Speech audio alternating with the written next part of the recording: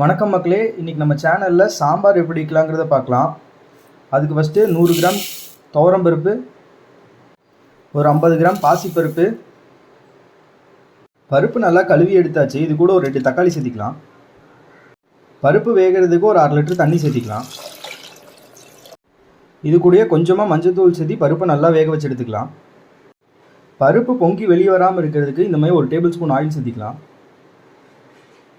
இப்போ சாம்பார் வைக்கிறதுக்கு சட்டி நல்லா சூடானோன்னு ஒரு 4 டேபிள் ஸ்பூன் ஆயில் ஊற்றிக்கலாம். ஆயில் நல்லா சூடானோன்னா ஒரு 1/2 டேபிள் ஸ்பூன் கடுகு போட்டுக்கலாம். கடுகு நல்லா பொரிஞ்சிருச்சு. ஒரு 1/2 டேபிள் ஸ்பூன் வெந்தயம் சேர்த்திக்கலாம். வெந்தயமும் நல்லா பொரிஞ்சிருச்சு. ஒரு 100 கிராம் சின்ன வெங்காயம் சேர்த்திக்கலாம். இது கூடயே ஒரு கொத்து கருவேப்பிலை சேர்த்திக்கலாம்.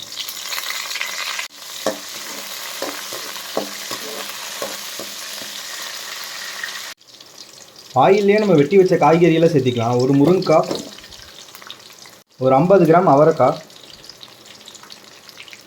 சின்னதாக ஒரே ஒரு முள்ளங்கி, இது கூடயே ஒரு 2 பச்சை மிளகா. எண்ணெயிலே காயெல்லாம் நல்லா வணக்கிக்கலாம்.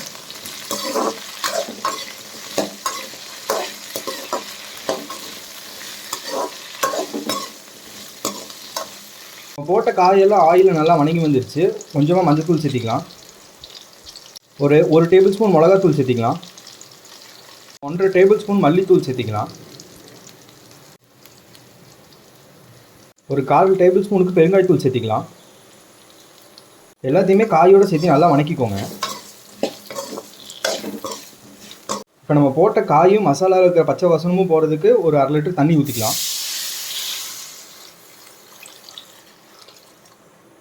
இது கூட ஒரு 3/4 டேபிள் ஸ்பூன் உப்பு சேர்த்திக்கலாம்.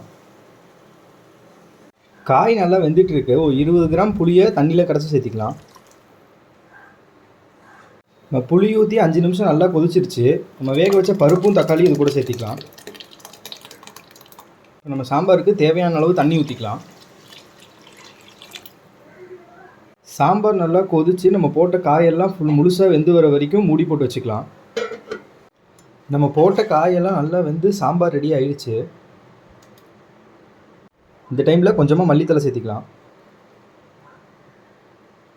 இதே மாதிரி நிறைய வீடியோஸ் வாட்ச் பண்ணுறதுக்கு மறக்காமல் நம்ம சேனலை சப்ஸ்கிரைப் பண்ணுங்கள். எப்படி இருந்துச்சுன்னு வீட்டில் செஞ்சு பார்த்துட்டு கமெண்ட்டில் சொல்லுங்கள்.